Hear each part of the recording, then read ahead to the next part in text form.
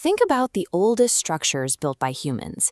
You likely picture the Great Pyramids of Giza, constructed around 4,500 years ago, or Stonehenge, which dates back about 5,000. For decades, Western history portrayed Australia's first inhabitants as nomadic hunter-gatherers, moving across the bush in a passive search for resources. That narrative shifted in 2017. An excavation at the Majid Bebe rock shelter in northern Australia uncovered a cache of stone axes and grinding stones buried deep within the sediment. Scientists used optically stimulated luminescence, which calculates when a grain of sand was last exposed to sunlight, to date the tools. The results place these artifacts at 65,000 years old. At this time, Homo sapiens were only just beginning to migrate out of Africa.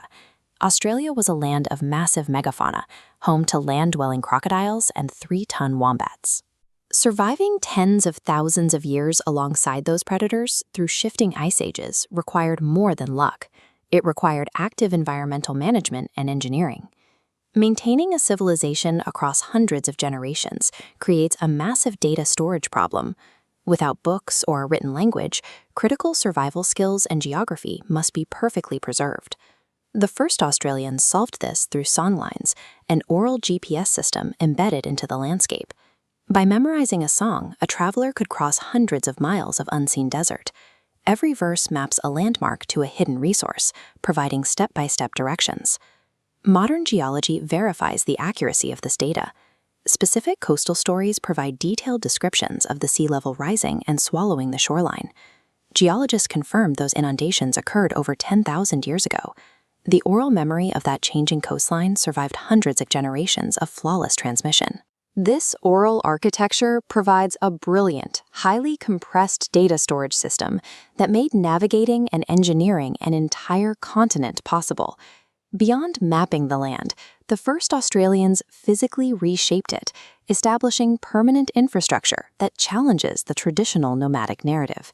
In southeastern Australia, the Gunditj Mara people constructed the Budge Bim eel traps, an aquaculture network dating back at least 6,600 years. This schematic reveals the engineering, a massive network of channels, dams, and holding ponds carved from solid volcanic rock. The Gunditj Mara used this system to manipulate water levels, systematically trapping, farming, and preserving eels to sustain a settled society. The sheer scale of this heavy stone construction proves the first Australians designed and built complex, permanent civil works. On a macro scale, they utilized fire as a sophisticated tool for environmental management through a practice known as cultural burning.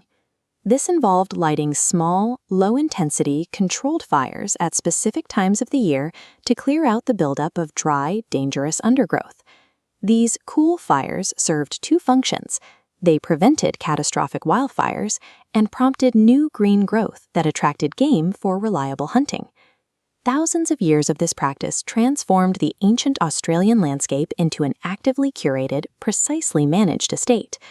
The Australian landscape is a deeply mapped and engineered canvas, shaped by tens of thousands of years of human intention.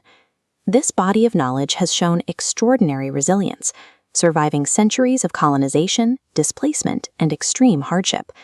These technological and cultural achievements remain the living heritage of the oldest continuous culture on Earth. The 65,000-year history of the first Australians provides a proven blueprint for sustainable existence, showing how a civilization can actively manage its environment to thrive for the long term.